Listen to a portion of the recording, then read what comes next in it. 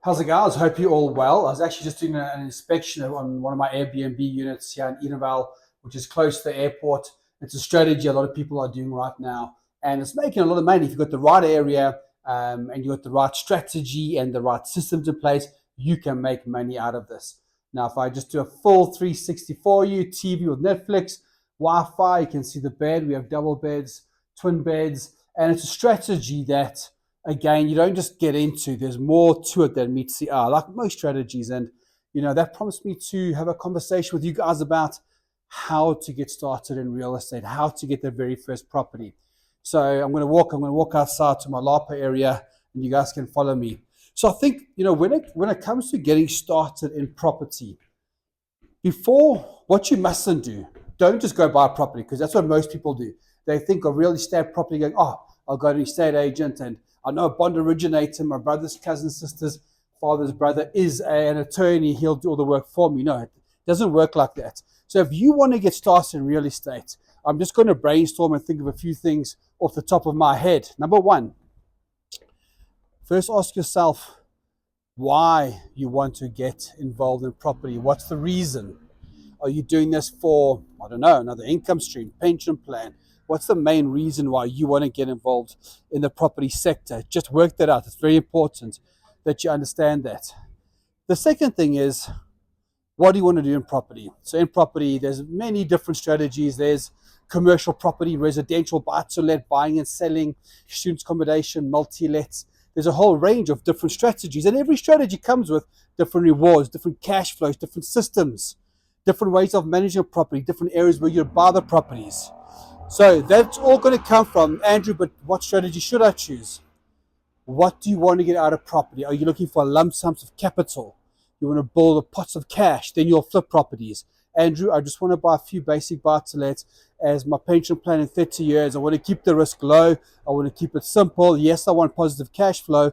Then perhaps buy-to-let is for you. Andrew, I've got some cash. I've got some bond affordability, and I really want to get cash flow. Great.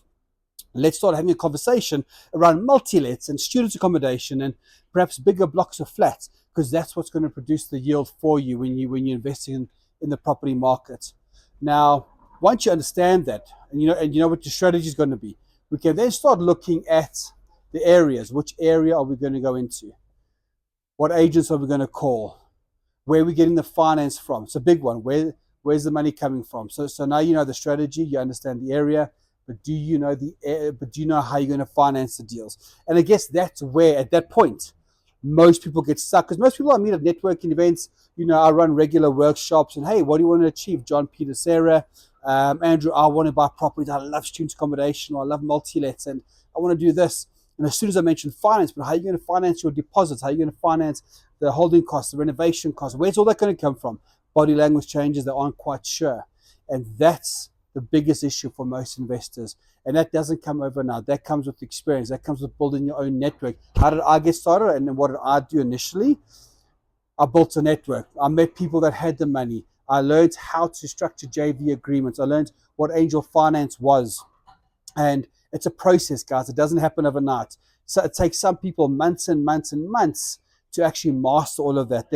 Property is a jungle. Getting to know everything is very difficult.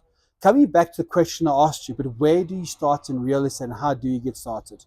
Get a pen and paper and write down, why do you want to get started? What's your why? What's the reason? Okay. What do you want to achieve from property? Write that down on a piece of paper. What do I want to achieve? Is it cash flow? Is it lump sums of capital? Do you want to become an agent even? Everyone's different. Once you've got that answer, let's start talking about the strategy. Is it buy-to-let? Is it multi-let? Is it student accommodation? What does that look like? Once you know what that is, let's then jump to what area will support the strategy. And not all areas will support strategies. For example, brand new developments, brand new areas probably won't work very well for flips, but your old areas would. Same as student accommodation. You won't just go buy student accommodation anywhere. It will only work where there's a demand for students. Makes sense, right? And then from that point, we start having a conversation around, okay, are we going to a bond originator? Are we going direct to the bank? Are you short of cash? Do you need to join up with another like-minded investor who may have the cash but not the time? These are all the questions that you have to ask yourself when getting into the property market if you want to get started into property, because biggest challenge is the cash. It's the money. It always is. And the next question I want you to ask yourself is, what entity do I buy in? Do I buy in a company, in a trust? What does that structure look like? So I want you to note all of those things: the why, the what, the which strategy, the what area we're going into, how are you financing it, what structure you're buying in, how do OTPs work. You see, those are also getting into real estate. You need to understand all those points. You need to understand every single one. Once you have the understanding and you understand what's required, getting into property, investing, not property buying, there's a big difference. I talk a lot about that on my 2-day workshop. But that's what you really need to look at, is getting yourself educated. That's where you're going to start. Generate awareness, understand what you actually do. Because if you don't, guys, you're going to get into it, you're going to be scared, you're going to be fearful, you're going to make mistakes, you're going to lose money, you're going to say property doesn't work because you didn't get educated in the beginning. No different to any other profession that you guys want to do. Become a doctor, become a pilot, become a dentist, whatever it is. They don't say go operate. They say let's get the books out, let's get awareness. You need to understand what you're getting into, right? There's no difference to property if you want to get property right. You start with the very first point: why, what, which area, and then we get into the whole thing. And that could take you a few months. Guys, hope that helped you, and I hope that's going to give some of the beginners a flavor, an idea as to where to start.